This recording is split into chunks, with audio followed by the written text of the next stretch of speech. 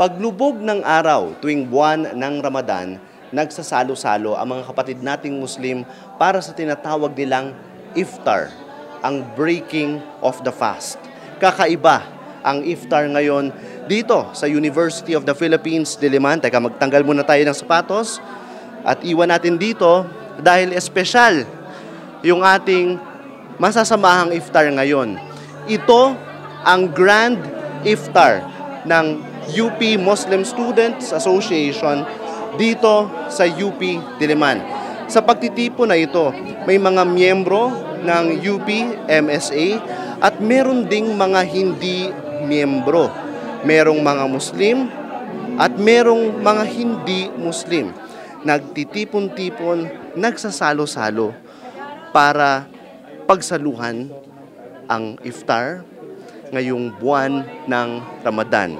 Ngayon ay March 14, Biyernes, at makikita ninyo itong mga guest dito at pati yung mga miyembro ng MSA nagsasalo-salo sa Grand Iftar na ito.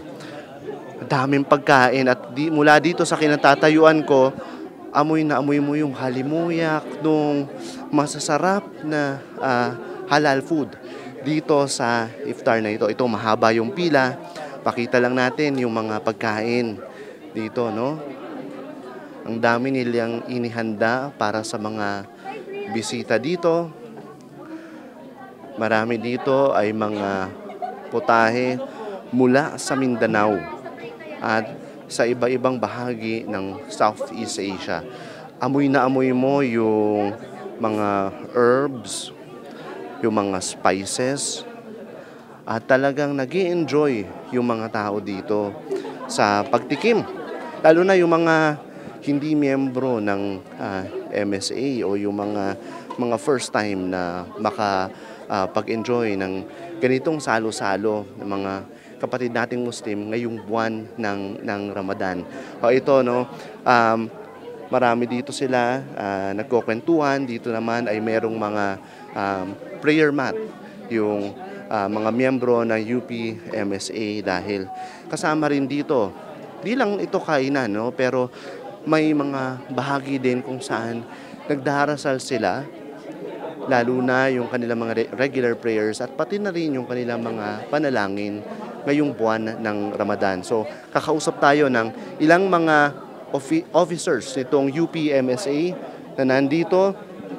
Hanapin natin ang ilan sa kanila. So, si Maya, at ang Pangulo ng UP MSA.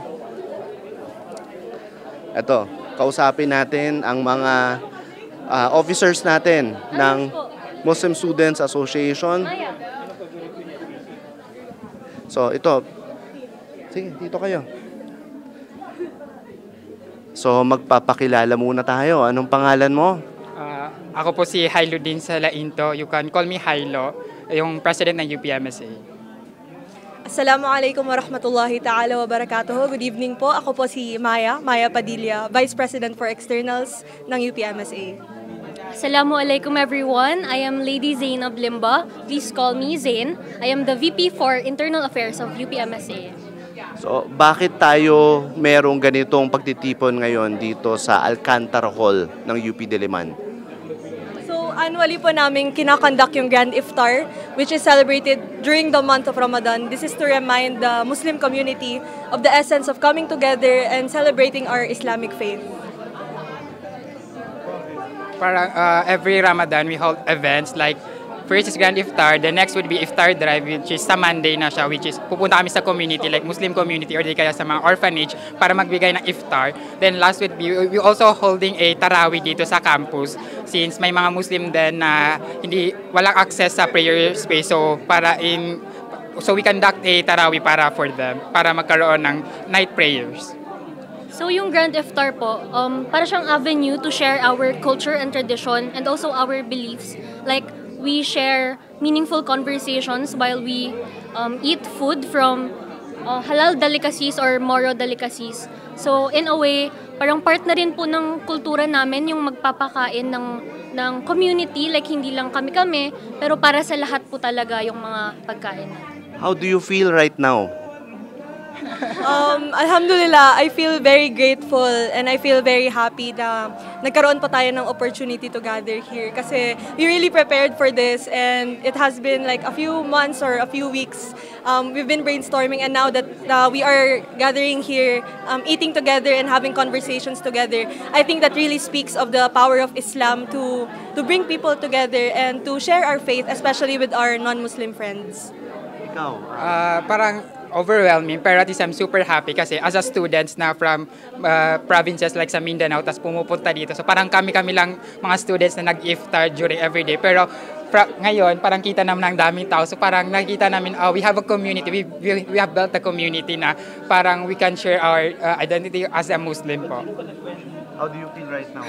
And for me, to be honest, medyo emotional ako. Like, I was standing here kanina sa gitna, like, tinitingnan ko lang lahat ng mga tao, lang masayang kumakain or curious sila sa aming mga dalang pagkain or yung prayer natin kanina. So in a way kasi parang hindi, yes, this is for the community, pero the Muslim Students Association also does this kasi malayo kami sa aming mga tahanan. So in a way, we organize this kasi parang it makes us feel closer to home. Ano ang panalangin nyo ngayong panahon ng Ramadan?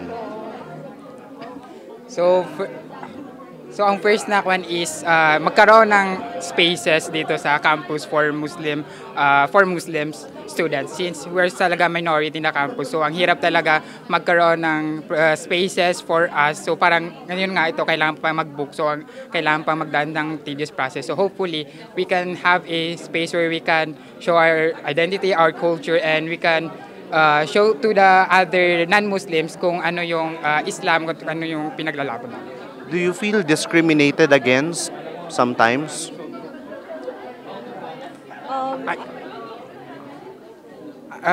Ako naman is as a Muslim brother, parang I little lang yung discriminations since hindi naman ako naka-hijab, so hindi ako prominent as a Muslim. So I think mas kayang answer ng ating mga Muslim woman if may discrimination ba talaga sila.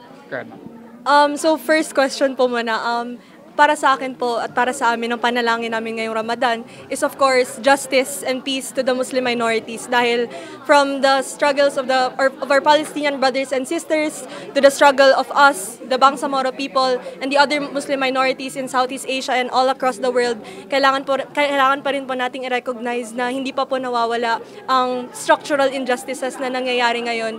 And to answer the question kung nafe-feel ko pa rin po ba yung discrimination, yes, I think in the systems that yung mga sistemang ginagalawan pa rin po natin ngayon is hindi pa rin po siya conducive to practice the Islamic faith.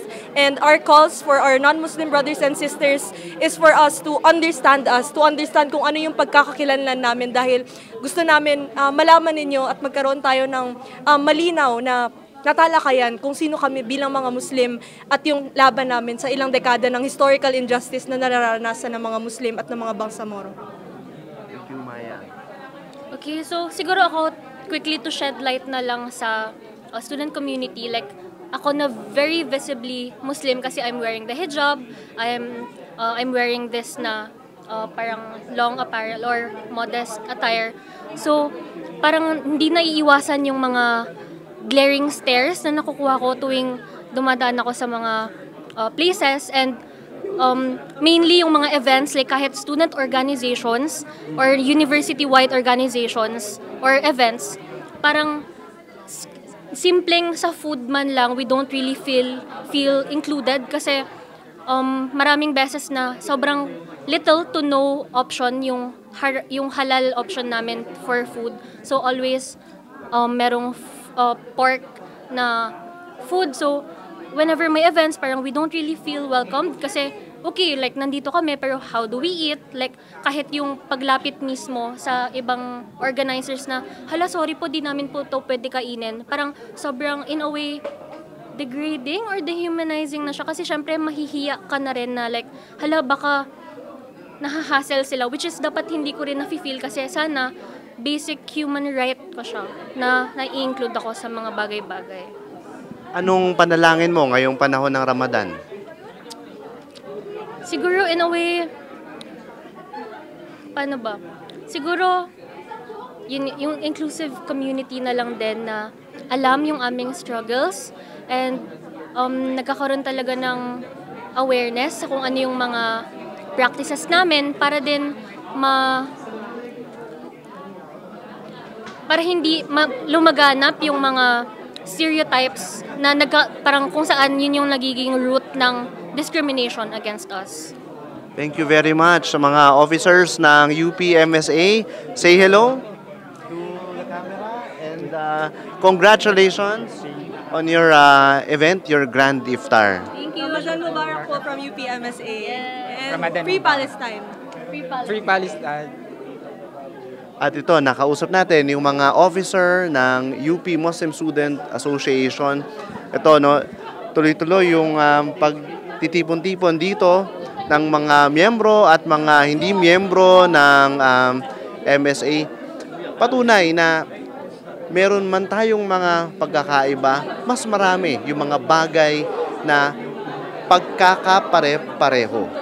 At kasama na rito ang pagsasalo-salo sa masarap na pagkain.